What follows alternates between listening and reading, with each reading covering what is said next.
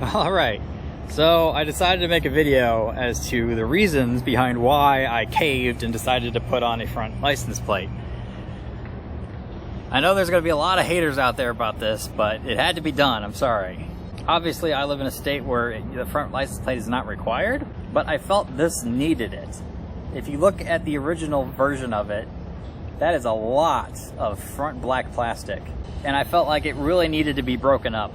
So I debated back and forth because it's, once you go forward with it, there is no returning, as you have to physically drill into the plastic in order to apply this thing, which just seems like such a dumb design. Why can't you have a removable version? Especially if you have cars in states that, obviously don't have front license plates, and then you sell it to somebody who does, or I guess vice versa. Now they're stuck with a front license plate if they don't want one. Some people say it ruins the look of the car. I think what I did here enhances it personally, but again, that's my opinion. I really like the scheme of it.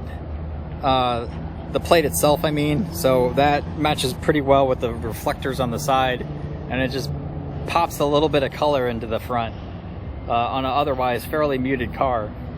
Of course, the plate itself is recognizable, hopefully to some of you. It is not quite a replica, but pretty darn close, of the 2015 plate from Back to the Future that was on the DeLorean at the end of the first movie and most of the rest of the series.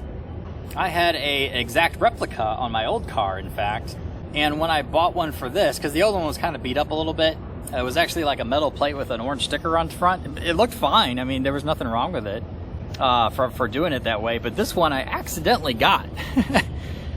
You can see it's no longer a sticker. It's actually all printed on the metal itself, and it's not quite a replica, but the color scheme and the reflective quality of it really makes it like a retro remix of the original plate, which just adds to the aggressiveness, I think, of the overall feel of the plate itself, and therefore the car, because this kind of car should have a special front plate, and I think I did just that in this retro awesomeness that is a Back to the Future California 2015 replica. And it's subtle too, like you only know what it is if you know what it is, and I like that about it. It doesn't call it out, it doesn't say Back to the Future anywhere. You have to know to be in the know, and I like that about it.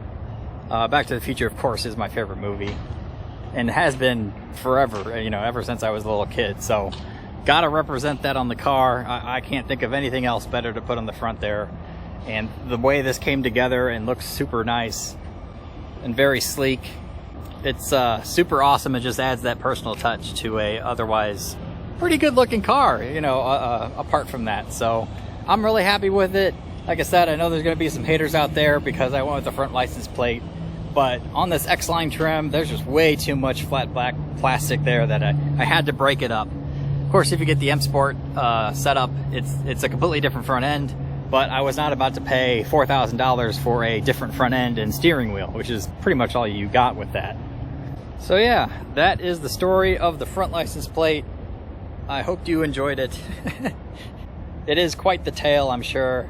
And like I said, I know there are some haters out there that I defaced my car to drill into the black plastic front end in order to get that on there, but I had to do it. It had to be done, and I think I really like how it came out and how it looks overall. So there you go.